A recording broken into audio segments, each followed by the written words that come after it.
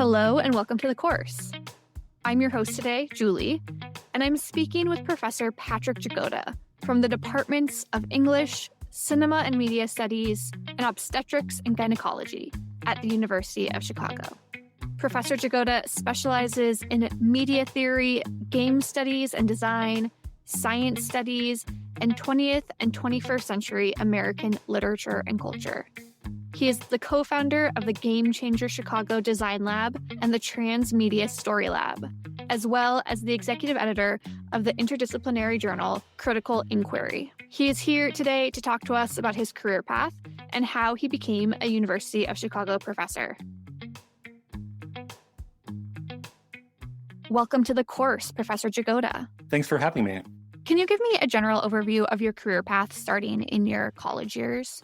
Sure. As an undergraduate, I attended Pomona College, and in college I was an English and a philosophy double major, and I also took a large number of courses in political science and in creative writing.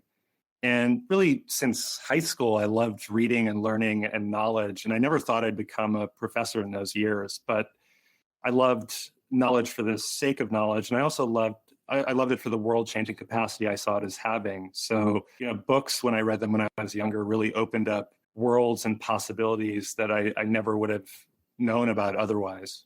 Across my career, I've worked as a literary and cultural critic, a media theorist, a game designer, a digital media artist, and a health activist. And these are roles that, might appear discrete, but they've been thoroughly integrated across my life and my work. Now I'm a professor in the English, Cinema, Media Studies, and Obstetrics and Gynecology departments. At the highest level, I work in media studies. So I'll give you a quick example of some of my scholarship there. So one of my books, Network Aesthetics, explored the network as a metaphor and a form that started to proliferate in the 20th century through things like complexity science, globalization, and telecommunications networks like the internet. Another one of my books, Experimental Games, looked at the prominence of video games. So this is an almost $200 billion a year industry that far outshines the film and the music industries. And it's one of the most important art forms and cultural media that we have in the 21st century. At the same time, we've seen a rise of something called gamification, which is the application of game mechanics to traditionally non-game areas. So I'm thinking of things like personal health and fitness, shopping, even dating. So I was interested in the centrality of games to contemporary society and economic structures. And the book explores how video games can help us better understand the economic, political, and social dimensions of our world. And then outside of scholarship, I'm a game designer. So some of the projects I work on are serious and educational games. I've collaborated with medical and public health faculty at my Game Changer Chicago Design Lab, and we've created, say, a video game to combat sexual harassment and sexual violence. I've worked with the same people on a suite of board games about public health topics like reproductive justice, food insecurity, and structural inequality.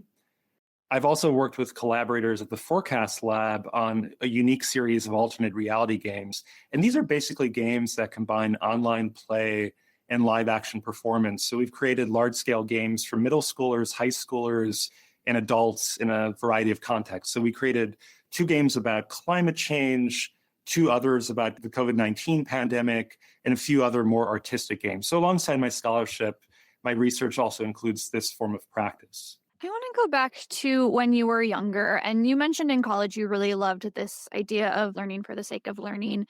But I want to talk more specifically about things like games and literature that you study now. Were you someone who played a lot of games? Were you someone who thought about these things? Where did some of those interests originally spark from in your younger years? When I was younger, I think I came into a lot of this not necessarily through games. I did play many games when I was growing up, but I never could have imagined that would be a viable career pathway. I remember, one of the ways that I got into the kind of work that I do now is through philosophy. So the summer after my freshman year in high school, I discovered philosophy. So my best friend at the time and I started reading stuff like Karl Marx and Jean-Paul Sartre and Nietzsche, as well as kind of philosophically oriented fiction. And we would read and then talk about the readings on the phone or meet up in person and debate what we were reading. But the funny thing is that we were 14 years old and neither of us had any business reading this stuff. It's not like it had been introduced to us by a teacher or that our parents had encouraged us to read this material. We were just hungry for ideas.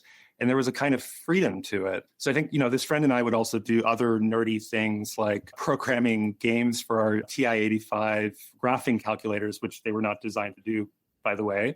Or that same summer, we submitted a letter to the Mars Society about why we thought human beings should explore Mars. So there was basically this very interdisciplinary environment that I was able to move my way into with some of my friends kind of early in high school. And I think some of that became the foundation for the work that I would do later. There were some other very unusual sources for this too. So, one of the really formative experiences that led to my career pathway in those early days was doing policy debates. So in high school, policy debate gave me the opportunity to travel nationally and compete at the highest level. And debate was a kind of natural feeder for law school, which is what I imagined I would be doing at the time. So that was like a really big part of my formation as a thinker and somebody who wanted to do research. And then, this is another strange thing. Like it wasn't, again, games were the thing that I would like run off to escape. And then I had this deep fascination for, but didn't really have a language or an understanding of how I could find my way into that. In the way that many of my students do, right? I mean, they want to be game designers from the time they come here. But when I was in middle school and high school, I participated extensively in theater and performance activities. So I ended up being in everything from The Music Man to Much Ado About Nothing. I also spent several years acting in a Polish theater group. So in those years, I lived in Chicago, which still has the largest Polish population outside of Warsaw. I think there were nearly 1.5 million people of Polish descent in the extended Chicagoland area, many of whom speak primarily Polish. So we did performances mostly for even younger children as a way of inviting them to practice their Polish language. We did performances of Snow White, Winnie the Pooh, Secret Garden, and various Polish plays. And it's strange to think about theater as a precursor to becoming a media professor, but so much of the work that I do in large lecture courses or during public talks is a form of performance. Sometimes I've even been, featured in documentaries where I'm a talking head, and that's a form of performance as well. So I think all of these strange sources of like reading books with friends, doing debate, doing performance, were all really important precursors for moving into this career pathway. Did you have a sense of what you wanted to be when you were younger? I know you mentioned maybe thinking about being a lawyer or an actor. What was your idea of what your career path would look like? I think when I was younger, I wanted to be Astro Boy, but I was a little too human to become a proper robot. And, then I went through like a Batman phase too. I'm kidding. But I think I mostly wanted to be a writer or an actor in my early days, but I realized neither of those were particularly practical or sustainable as long-term career pathways. And so I eventually did land on the possibility of becoming a lawyer. I got as far as practicing the LSAT and preparing to apply for law school. And one of the reasons one of my two undergraduate majors was philosophy was because I had read that it offered some of the best preparation for law school, right? It gives you analytical skills. It encourages you to form well-supported arguments and make distinctions, to formulate definitions, to tackle abstraction, to write clearly. Anyway, I ended up not going to law school, but that orientation and skill set appealed to me. Strangely enough, I returned to my creative roots by moving into game design and media arts. So even though I had dreamed of being a writer or an actor, I ended up being able to do all those things, but in the context of an art form that wasn't really an art form when I was growing up. It kind of went from being a mass cultural form to an even bigger mass cultural form that also had interesting artistic tendrils to it. Who were some of the important mentors who really shaped you and your career path? I'm thinking maybe professors or employers or even family members or people that were close to you, but who were some of the people who were most influential in your career path? Yeah, I've been very lucky in my life in the sense of having many mentors. I didn't come from a community in which people went on to become professors. Most of my family was in Poland, and they worked in agricultural and industrial sectors. So I benefited from real support that got me to where I am today, especially as a first generation US college student. The most important person to me growing up was my mother, Irene. She didn't study the kinds of things that I ended up studying in school. She's an immensely intelligent and curious and spirited person. And in the early 1980s, she fled Poland as a political refugee who had been part of the Solidarity movement. I was myself born in a refugee camp in Austria, and later we went on to live in Sydney, Australia together prior to ending up in the US many years later. My mother raised me to think about a range of social and transnational issues. But in Poland, she had been a volleyball coach who had worked with Paralympic athletes with various disabilities. And I feel like she coached the hell out of me when I was growing up. And I mean, don't get me wrong, I was an awful athlete. I fit right in at the University of Chicago where sports go to die. But she applied the same level of intensity to pushing me in academics. And the notable thing is that she was pushing me to excel in a system that she herself hadn't experienced. Neither of us spoke English well for the first few years that we lived in the US. And until third grade or so, I was always in the lowest reading group, the lowest writing group in school. So there's a certain irony to me ending up as an English professor of all things. But my mom had an intense immigrant mentality where she made me not just finish my homework, but get ahead with it. There was very little free time growing up, even as I loved watching television, playing video games. The one thing she was okay with me doing in terms of those kinds of leisure activities actually was reading comics.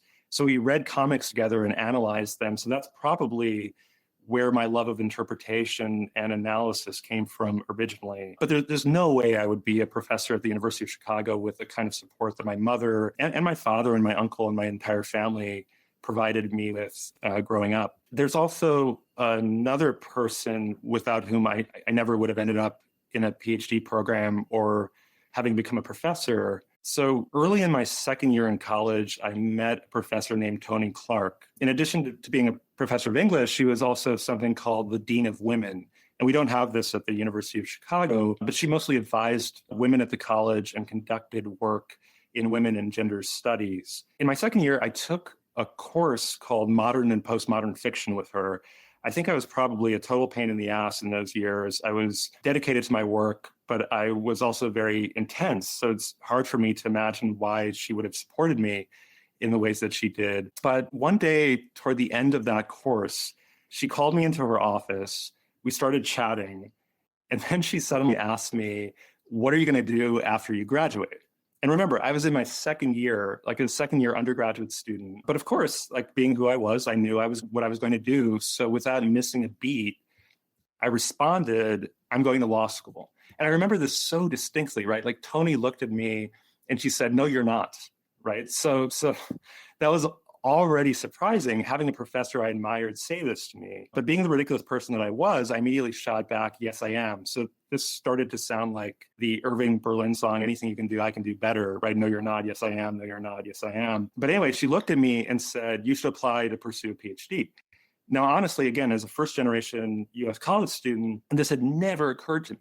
It wasn't on my radar. It had been enough of a mystery about how you even get into college or what college you go to. But then the idea that I could maybe be a professor someday was something else. And she continued to support me and push me down that path. It's kind of generosity that makes me tear up to this day when I think about it or talk about it, because it's hard to imagine how one can repay that kind of kindness, especially because she passed away in 2016 when I was already at the University of Chicago.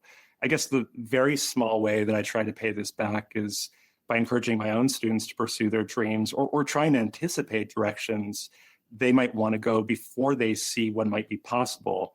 And I'm especially committed to this with first generation college students and underrepresented students because they don't always have access to the same range of future pathways. So my mother and this professor, Toni Clark, were immensely important in my formation. There were many other professors too at Pomona College and at Duke University where I did my PhD, like my advisor, Priscilla Wald, who really stood by me and supported me. But basically, I've been ridiculously lucky to be able to find a handful of extremely committed people who have gone above and beyond in helping me move across this path. Can you tell me about moments of resistance that you've met in your career? It could be moments of self-doubt or an external resistance you've met, but what have been some of the challenges that you have faced in your career path? So I grew up playing video games. Again, I never in a million years imagined that computers and digital media and video games would be a central part of my work. And in the humanities, this wasn't even a viable field when I was in graduate school. In many ways, I trained myself to do this kind of work during my postdoc and my early years as an assistant professor. And during that time, there were many people who told me not to do it, right? Because video games were stupid or they're addictive or simply that they were culturally irrelevant when compared to literature or to fine art, for instance. So for a while, I had to do this on the side and to develop a language to justify the study of games to my colleagues and to the broader field. Of course, I wasn't doing this by myself, right? There are a bunch of scholars working on games. There was no one really doing it at the University of Chicago when I arrived. So in many ways, I had to create the position that I wanted to occupy and fight for it. Now, it was a really positive thing that my colleagues were willing to listen to me, to ask me challenging and fruitful questions to sharpen my thought. So there were people who were supportive in their own way and in really helpful ways, but there were also other people who just thought that it was, a bonkers direction to take with your career, especially in the humanities. And I can't overstress how many people said, no, don't do this, or how many grants my teams applied for that we didn't get. But my collaborators and I were just persistent, maybe even stubborn. And I think, I don't like giving advice, but if I was giving advice to students, it's, not to repeat the same thing if it isn't working indefinitely, but to be more persistent than feels comfortable. Because I think many of the most compelling things I've been able to do with my career were the result not just of one failure, but of a series of failures. I'm curious how you ended up deciding to go into an academic field. I know you've done a lot of other things as well, so maybe you can talk a bit about that. But can you tell me about the decision to pursue a career as a professor and as someone who is a researcher and a teacher in addition to a game designer? I started in a place where I was always interested in analyzing novels and popular culture and reading philosophy and sociology and psychology and those forms of scholarship. So I didn't necessarily start as a maker, except in the sense that I was engaged in creative writing from a very early age. I never really had a background as a programmer until I did a little bit of that work later. But the game design thing came somewhat late and came as the result of a series of collaborations. So I was able to meet visual artists and programmers and designers who taught me about the other parts of making a piece of multimedia storytelling or just a piece of interactive art. So I think it was a mixture of curiosity and understanding of the art form that allowed me to become a designer. And this is another thing that I can say to people is I sometimes have undergraduates, who are 18 or 19 who will come to me and say, oh, it's too late. Like, I can't learn how to create games in Unity, or I can't learn how to program, or I can't learn how to produce visual art, or I can't learn how to work in teams in the following way. And I understand that impulse, but it's also somewhat funny to me because, I'm much older than them and I still feel, perhaps foolishly, but I still feel like I can learn so much just by putting my ego aside and delving into other areas. And that's exactly what happened with game design. I was able to collate this archive that I had from my childhood, right? From having played NES games and Sega Genesis games and games on my PC and understanding things implicitly about what those genres and what those forms were like. I was able to take that, collated with everything that I had learned as an undergraduate and as a graduate student in my interdisciplinary courses, and then was able to learn just enough on the technical side to be able to become a game designer. And I've been someone who many times during my career has kind of switched pathways, or at least supplemented what I do with other methods and other techniques. What is your favorite part about your current role? And specifically, I'm thinking about your job as a professor at the University of Chicago. What would you say is one of the most enjoyable parts about the job that you have?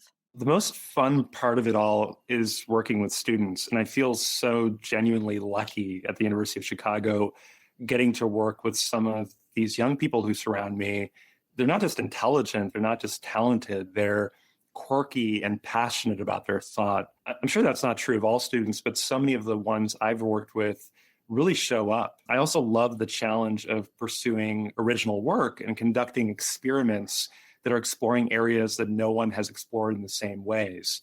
When I work on an alternate reality game or a piece of transmedia storytelling, there isn't a blueprint for how to make those things. There aren't really textbooks that provide all the ins and outs of how one would either make or even theorize some of these emergent art forms. So I really like being in a profession where I get to be on the cutting edge of knowledge and aesthetics. I know you said you don't like to give advice, but I'm going to ask you to give a little bit of advice or a little bit of guidance to a student who is listening who is interested in these types of subjects. What guidance would you give to someone who is interested in pursuing a similar path as yours? I would give two pieces of advice, and neither of them have to do with the content of any of the fields that I'm involved in. The first piece of advice would just to find a way to become yourself. It's easy to chase fashion and trends that will likely be gone within a few years or even a few months, but dig deep in discovering the research questions that matter to you. If there are real stakes to the questions that you're asking as a scholar, as a scientist, as an artist, those will take you somewhere.